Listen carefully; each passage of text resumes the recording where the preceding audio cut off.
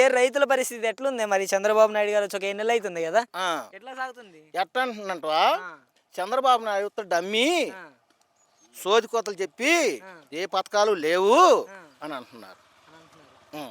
ఎందుకని అలా అంటున్నారు బాబాయ్ గారు? ఏ పథకాలు ఎన్ని పథకాలు చెప్పిండు? 6 గ్యారెంటీలు.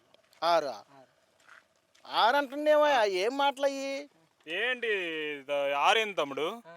ఇప్పుడు మహిళలకు ఫ్రీ బస్ ఒకటి ఉందే, 1500 ఒకటి, 1500 ఒకటి ఉందే, ఎంతమంది పిల్లలు ఉంటే అంతమందికి 15,000 ఉందే, 2, రైతు భరోసా ఒకటి ఉందే, 3, మరి నిరుద్యోగ వృత్తి ఉందే, 4, ఆ?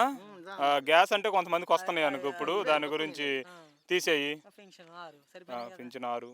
సరిపోయినాయి 6 నెంబర్ అన్నాం. 6 సూపర్ 6 మంచిగా ఉన్నాయా అంటున్నా? లేవు, రాట్లా రాట్లా. రావటంలా జనాలకి అందట్లా.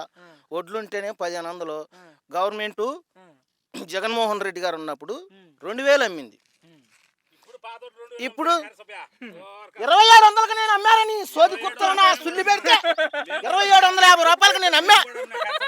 ఇవాళ ఎంత అమ్ముతుంది? 1500, 1450 రూపాయలు 2700కే జగన్ గవర్నమెంట్ లో అమ్మారు మీరు. అమ్మా. ఆ, 2750.